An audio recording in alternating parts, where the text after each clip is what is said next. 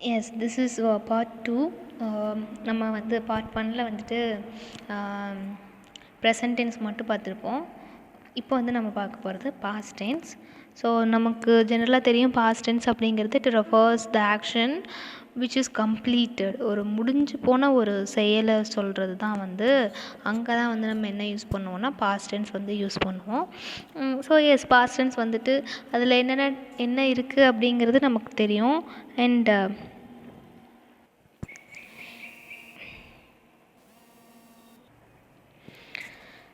Past டென்ஸில் வந்துட்டு நமக்கு என்ன இருக்குது அப்படிங்கிறது தெரியும் இல்லையா?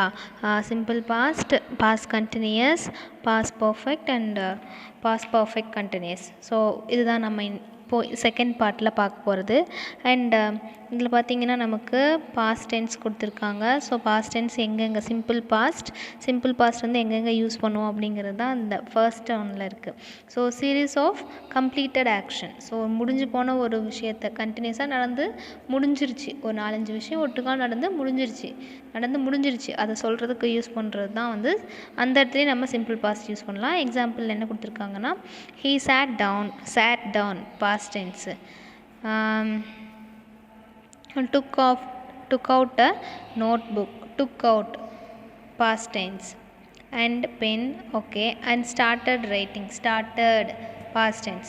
ஸோ ஜென்ரலாகவே சிம்பிள் பாஸ்ட் டென்ஸ்க்கு நம்ம ஃபார்ம் பார்த்தா என்ன இருக்கும் அப்படின்னா past form of the tense. So இங்கே பார்த்தீங்க அப்படின்னா see here we have sat down இருக்கா, sat down, took out, started, entered, turned, smiled, played. So இது எல்லாமே வந்து என்ன அப்படின்னா past tense of the verb. So அப்போது சிம்பிள் பாஸ்ட்டுக்கு நம்ம ஃபார்ம் எப்படி சொல்லலாம்னா subject plus past form of the verb அப்படின்னு சொல்லிக்கலாம். எஸ், அடுத்தது வந்துட்டு செகண்ட் சென்டென்ஸ் என்ன இருக்குது? இப்போ வந்து சீரீஸ் ஆஃப் கம்ப்ளீட்டட் ஆக்ஷன்ஸ்னால் சீரீஸ்னால் கண்டினியூ ஆகிட்டே இருக்கிறது, சரியா? கம்ப்ளீட்டான அதே சமயம் கண்டினியூவாக நடந்த ஒரு விஷயத்தை சொல்லும்போது நம்ம சிம்பிள் பாஸ்ட் யூஸ் பண்ணலாம். ஸோ அதுக்கு ஃபஸ்ட்டு சென்டென்ஸ் பார்த்தாச்சு. And second sentence, he entered the room,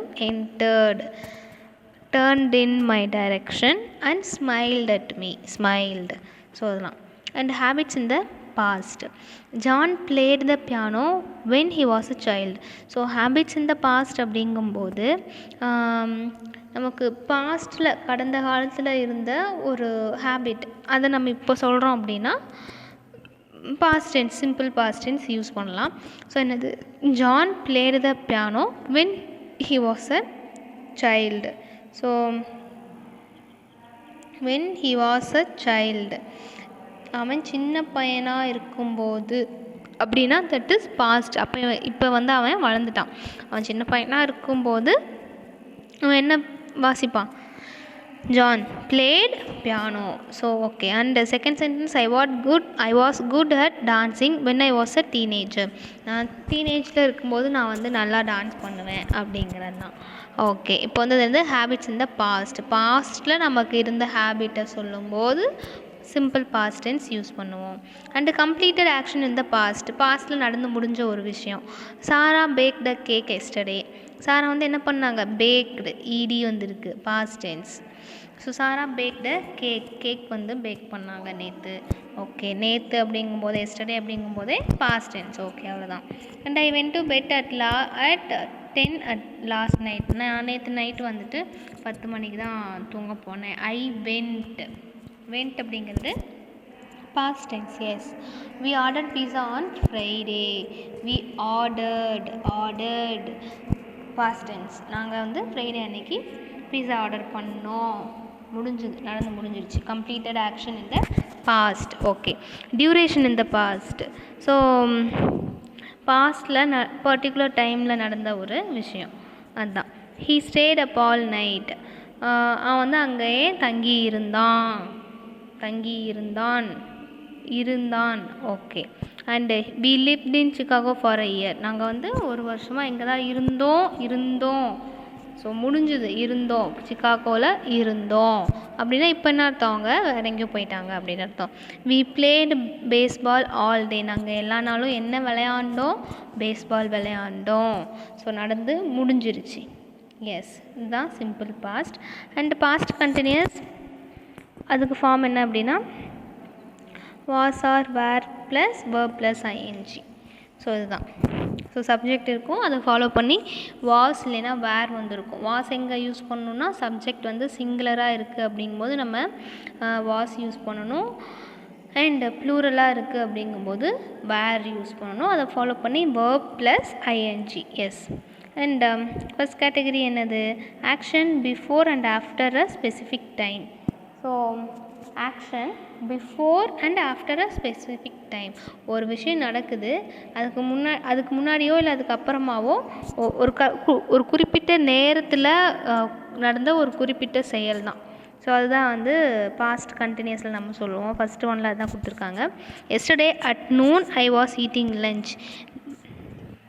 at noon நேற்று மத்தியானம் நான் வந்து லன்ச்சு சாப்பிட்டுட்டு இருந்தேன். ஸோ இதுதான், அதாவது பாஸ்டில் நடந்த ஒரு பர்டிகுலர் டைமில் நடந்த ஒரு விஷயம். Yes. And interrupted continuous past action. பாஸ்டில் ஒரு விஷயம் நடந்துகிட்டே இருந்திருக்கு, அது திடீர்னு என்ன ஆயிருக்கு அப்படின்னா ஒருத்தராலேயோ இல்லை வேறு ஒரு செயலாலேயோ இல்லை ஏதோ ஒரு ரீசனால் வந்து இன்ட்ரப்ட் ஆகிருக்கு, ஸ்டாப் ஆகியிருக்கு, அதுலேருந்து டீவியேட் ஆகிருக்கு. அப்படிங்கும்போது அங்கேயும் நம்ம என்ன யூஸ் பண்ணலான்னா பாஸ்ட் கண்டினியூஸ் யூஸ் பண்ணலாம். இன்டரப்டட் கண்டினியூஸ் பாஸ்ட் ஆக்ஷன், பாஸ்ட்டில் நடந்துகிட்டு இருந்த ஒரு விஷயம் இன்டரப்ட் ஆகியிருக்கு அப்படிங்கிறது. எக்ஸாம்பிள் சென்டென்ஸ் பாருங்கள். ஐ வாஸ் வாட்சிங் a movie when she called. அவள் என்னை கூப்பிடும்போது நான் என்ன பண்ணிகிட்டு இருந்தேன், ஐ வாஸ் வாட்சிங் அ மூவி, நான் வந்து ஒரு மூவி பார்த்துட்டு இருந்தேன். நான் படம் பார்த்துட்டு இருக்கும்போது அவள் என்னை கூப்பிட்டா, அவள் கூப்பிடும்போது நான் படம் பார்த்துட்டு இருந்தேன் அப்படிங்கிறது தான். ஸோ அந்த மூவி பார்த்துட்டு இருந்தேன் அப்படிங்கிற அந்த ஆக்ஷன் என்ன ஆகியிருக்கு, பார்த்துட்டு இருந்தேன் அப்படிங்கும்போதே அது பாஸ்ட்டு. ஸோ அதுக்கப்புறம் அவங்க அதை பண்ணலைன்னு தான் அர்த்தம். ஸோ மூவி பார்த்துட்டு இருந்தேன், அப்போ யார் என்ன பண்ணாங்க, she called me. Okay. And next is to start a story or create an atmosphere. ஒரு கதை சொல்கிறோம் அப்படிங்கும்போது நம்ம என்ன எப்படி ஸ்டார்ட் பண்ணலான்னா while I was driving to work yesterday அப்படி பாஸ்டில் அப்படியே நான் என்ன நடந்துச்சு அப்படிங்கிறத சொல்லும்போது நம்ம வந்து இந்த மாதிரி பாஸ்ட் கண்டினியூஸ் யூஸ் பண்ணலாம். And repeated action often with always. ரிப்பீட்டடாக நடந்த ஒரு ஆக்ஷனை சொல்லும்போது my last roommate was always leaving dirty dishes in the sink. என்னோட கடைசியாக என் கூட இருந்த ரூம்மேட் வாஸ், இருந்த ரூம்மேட் என் கூட தங்கியிருந்த அந்த ரூம்மேட் என்ன பண்ணுவாங்கன்னா அந்த பாத்திரம் வெசல்ஸ் எல்லாத்தையும், அழுக்கு பாத்திரம் எல்லாத்தையும் சிங்கில் போட்டு வச்சு அப்படியே விட்டுருவாங்க. எப்பவுமே அதுதான் பண்ணுவாங்க அப்படிங்கிறது.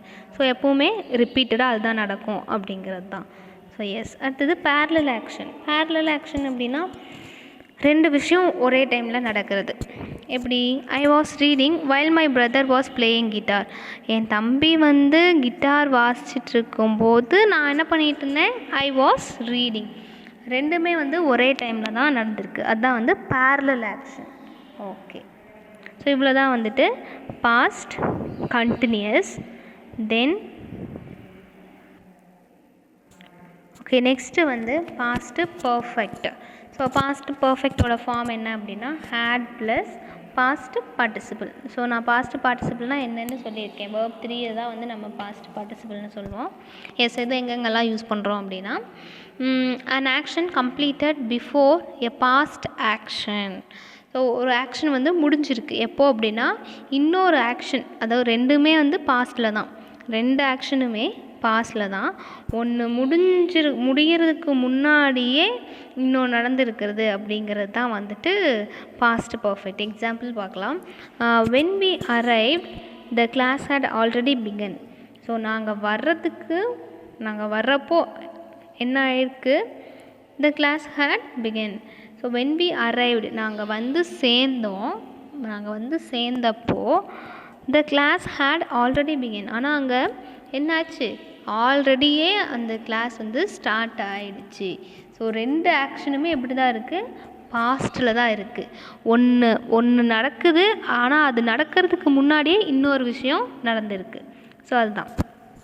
அண்ட் நெக்ஸ்ட் இஸ் இந்த third conditional of if clause use பண்ணுறோம் அப்படிங்கும்போது நம்ம வந்துட்டு பாஸ்ட் பர்ஃபெக்ட் யூஸ் பண்ணலாம். Third conditional of if. Okay, if it had rained I would have bought an umbrella. If it had rained, மழை பெஞ்சிருந்தா I would have umbrella எடுத்துகிட்டு வந்திருப்பேன் அப்படிங்கிறது தான். அண்ட் நெக்ஸ்ட் இஸ் ரிப்போர்ட்டட் ஸ்பீச்சில் யூஸ் பண்ணுவோம். My students said that he hadn't done his homework.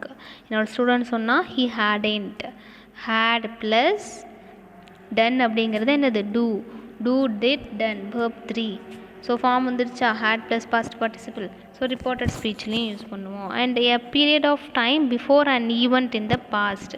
ஒரு பாஸ்ட்டில் ஒரு ஈவெண்ட், ஒரு செயல் நடக்குது அப்படிங்கும்போது அதுக்கு அந்த டைம் எடுத்துருக்கும் இல்லையா, அந்த செயல் நடக்கிறதுக்கான நேரம் பர்டிகுலர் டைமில் நடந்திருக்கும் இல்லையா. ஸோ அந்த மாதிரியான விஷயத்தை சொல்லும்போது நம்ம வந்து பாஸ்ட் பர்ஃபெக்ட் யூஸ் பண்ணுவோம். We had owned our houses for 20 years before we sold it. 20 வருஷத்துக்கு முன்னாடி என்ன ஆகிருக்கு? We had owned our house for 20 years before we sold it. 20 வருஷத்துக்கு முன்னாடி நாங்கள் தங்கியிருந்த வீட்டை என்ன பண்ணிட்டோம்? சேல் பண்ணிட்டோம் அப்படிங்கிறது தான். ஸோ பர்டிகுலர் டைம் 20 years அப்படிங்கிறது. எஸ். அடுத்தது வந்து பாஸ்ட் பர்ஃபெக்ட் கண்டினியூஸ். கண்டினியூட், அதுக்கு ஃபார்ம் வந்துட்டு என்னென்னா had plus been plus verb plus ing. And continued action in the past before an action in the past. Example sentence பார்க்கலாம். he had been waiting for an hour when she finally arrived. So continued action அது பாஸ்ட்டில், before an action in the past. ரெண்டு ஆக்ஷனுமே பாஸ்ட்டில் தான். ஒரு விஷயம் நடக்கிறதுக்கு முன்னாடியே இன்னொரு விஷயம் நடந்திருக்கு அப்படிங்கிறது தான். he had been waiting for an hour. அவன் வந்து மணிக்கணக்கில் வெயிட் பண்ணிகிட்டு இருக்கான். when she finally arrived, எது வரைக்கும் வெயிட் பண்ணுறான்? அந்த பொண்ணு வர்ற வரைக்குமே அவன் என்ன பண்ணிகிட்டு இருக்கான்னா வெயிட்டிங். ஸோ ரெண்டு action. Next is if impossible condition. If I had been paying attention I wouldn't have got into an accident. நான் வந்து கரெக்டாக கேர்ஃபுல்லாக இருந்திருந்தேன் அப்படின்னா எனக்கு என்ன ஆகிருக்காது? இந்த மாதிரி ஆக்சிடெண்ட் ஆகிருக்காது அப்படிங்கிறது. And cause of something in the past, ஏதோ ஒரு விஷயம் வந்து நடக்க ரீசனாக இருந்திருக்கும். அதுதான் வந்து அதையும் வந்து நம்ம பாஸ்ட் பர்ஃபெக்டில் சொல்லலாம். என்னது? he went on a diet because he had been eating too much. அவன் வந்து டயட்டில் இருக்கான். எதனால்? நிறைய அவன் சாப்பிட்டுட்டே இருக்கான் அப்படிங்கிறதுனால என்ன சொல்லிட்டாங்க? அவனை டயட்டில் இருக்கணும்னு சொல்லிட்டாங்க அப்படிங்கிறது. அவன் சாப்பிட்டே இருந்தது அப்படிங்கிறது வந்து எதுக்கு ரீசனாக ஆகிடுச்சு? அவன் டயட்டில் இருக்கிறதுக்கு. So cause of something in the past. Okay. Reported speech, அதே மாதிரி ரிப்போர்ட்டட் ஸ்பீச்லேயும் she said that John had been playing her study for months. Yes.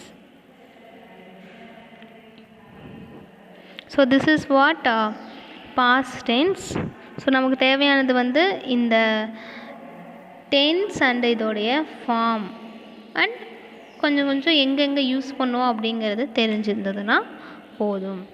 S. Part 3ல் வந்துட்டு we will see future tense.